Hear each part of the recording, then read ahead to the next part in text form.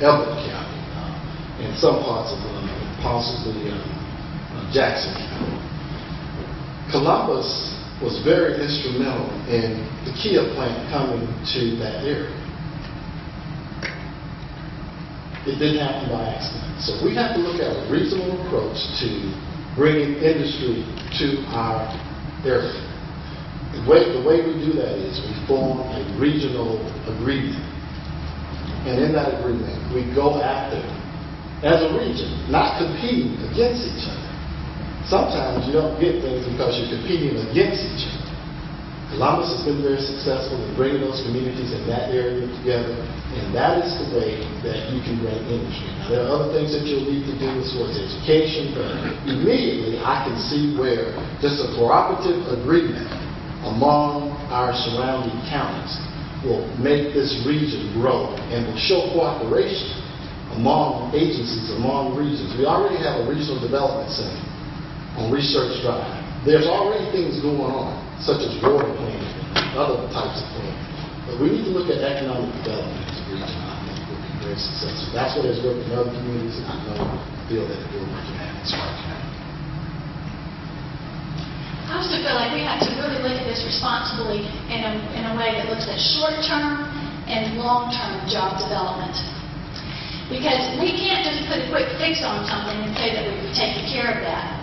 But within that, we need to look at exactly what short-term can we do. And we ask ourselves the question, when we see people who are hiring in businesses and corporations and industry, we need to go to them and say, why are you hiring right now? What's working for you? And what type of employee are you looking for? What do you need to be successful as a business, as an organization? And we need to learn from those organizations and matching with those and preparing our citizens of Athens to be qualified and ready to get those jobs, which does, as Keith said, build off education. But then there's other pieces of that in long-term vision as we look for ideas related to our natural resources and transportation. The opportunities that we have there for setting a vision for our state in those two areas will give us short-term and long-term opportunities for job development. And I think we have a responsibility to make sure we look at both areas. The entrepreneur spirit that we have here in Athens is also something that we can use as a model for the rest of the state. We have been very successful, and actually our unemployment rate is lower than the state average currently. But we have an opportunity to say, look at some of the things that we've done as entrepreneurs in independent businesses in Athens and be a leader and a model for that so that we can share some of those expertise across the state and in turn build some of the economic development that we're looking for that Athens can be a leader in. Athens has a 29% unemployment rate, and we hear that we need industry, production, salaries, jobs, output.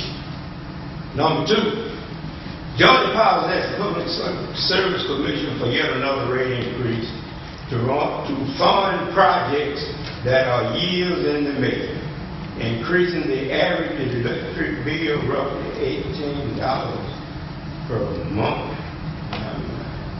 to pay for two nuclear reactors at Plant Vote. Please give your thoughts. In other words, Georgia Power wants to raise our light bill $18 a month so that they can build a plant to provide electricity. Either one of them. My opponent had an opportunity to vote for this previously as it came up, but at this time for it to come up again, I would have to disagree with that. I don't think we're at a place that we put the cost and the profit to shareholders on the backs of consumers. I'm a consumer also. And I think we have to be very careful in what we hear when we say, okay, this brings jobs to our community or to the state. There's a little bit of caveat within the corporation and the construction company that's looking to build in Plant Vogtle. They are being charged very fraudulent and guilty of wanting to bring in employment from outside the state of Georgia. And that's something I think we have to caution on when we say something that's going to bring jobs to the state of Georgia. We have to be careful and make sure that that's exactly what they're doing and not outsourcing, as you were saying earlier, and bringing in kind of that reverse, bringing employees in.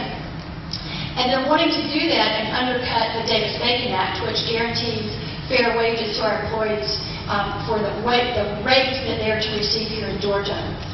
So all of that together, I think, is something that we need to communicate to the citizens of Georgia, that one, as consumers, we're not willing to give shareholders their profits beforehand, and we're also not willing to buy the line of bringing you jobs when in actuality I've got to hold you responsible for making sure you hire Georgians.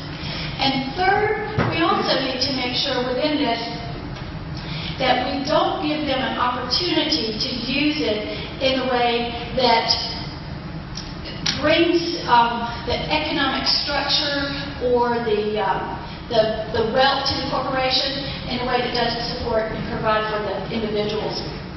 As we think about it, when you go ahead and prepay that, you take away the controls that are set in place to guard against any kind of overcost that might come in that particular building. And so it sounds good on one hand, but there's so many factors I think that we have to consider and put on the table that are not necessarily what we're asking for when we're talking about bringing jobs and bringing the power plants to Vogel.